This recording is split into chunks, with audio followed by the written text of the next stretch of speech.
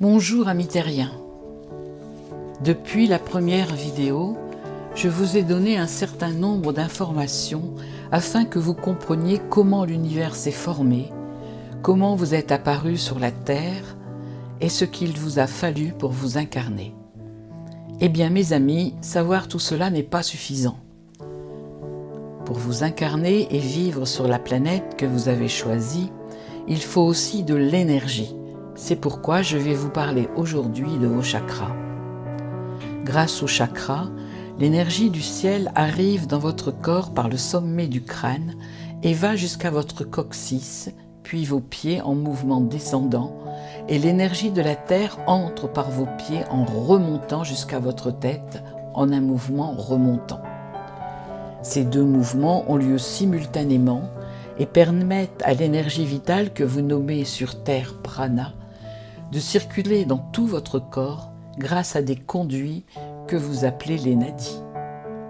Certains nadis sont grossiers, donc perceptibles à l'œil humain, comme les veines, les artères, les nerfs, mais la plupart sont subtils, donc invisibles. Il y a une liaison étroite entre nadis et corps physique, entre corps physique et le corps mental, et entre corps mental et le prana. Sushumna est la nadi centrale. Elle relie verticalement le chakra de base Muladhara au chakra du troisième œil, Ajna. Le dernier point de Sushumna est situé au-dessus de la tête. On l'appelle Brahmarandya ou encore porte de Brahma. Contrairement à ce que vous pensez sur Terre, la Sushumna ne suit pas la colonne vertébrale, mais l'axe qui relie Muladhara à Ajna.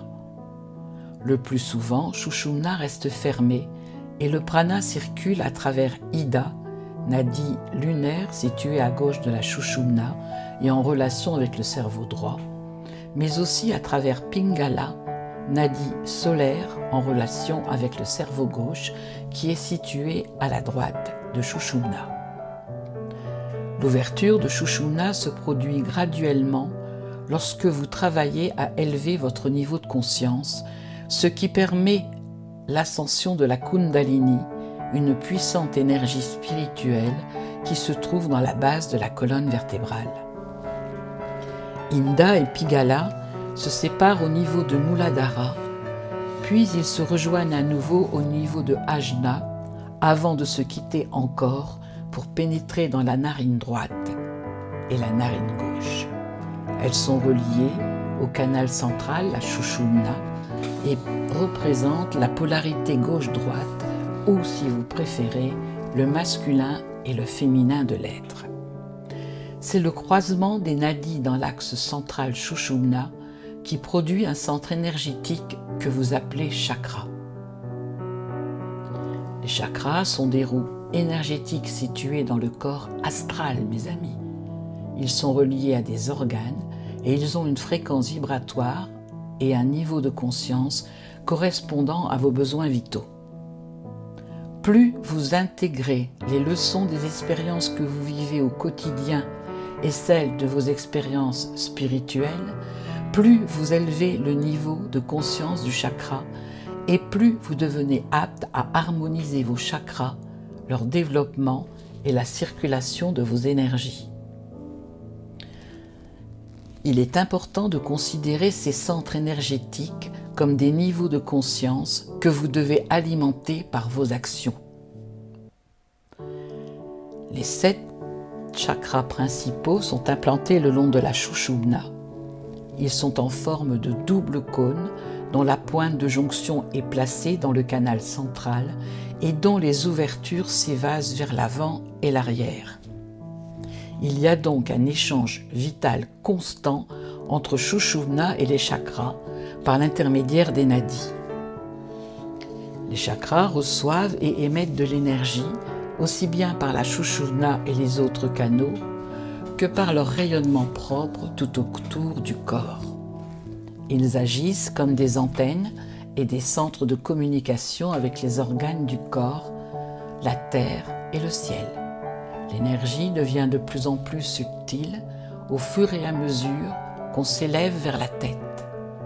Sachez que pour que les principaux chakras naissent, ce qu'on appelle les chakras centraux, il faut la réunion de 21 petits nadis, alors que les chakras secondaires n'en ont besoin que 14 et les points d'acupuncture 7. Les chakras classiques concernent tous votre corps éthérique, mes amis. Voilà, vous en savez un petit peu plus sur les chakras. La prochaine fois, je vous les nommerai. Vous savez, les amis, l'énergie n'arrive pas seulement dans votre corps physique par les chakras dits classiques que vous pouvez voir sur le schéma. Elle arrive aussi par les chakras solaires et les centres cristallins dont je vous parlerai la prochaine fois. Voilà, mes amis, vous pouvez retrouver ce que je vous ai dit dans le livre de Chantal Saint-Paul B. Je m'appelle Shambhala, je viens de la planète Mercure et je vis sur la Terre. Chantal Saint-Paul B. a écrit d'autres livres. Reviens grand-père, j'ai des choses à te dire. Parle-moi ma fille, j'ai des choses à te dire. Derrière le miroir, un autre moi. Au revoir maman, merci d'avoir joué le jeu. Le petit livre blanc. Si ma vie m'était comptée, voyage intergalactique dans l'inconscient. Et le livre Et si.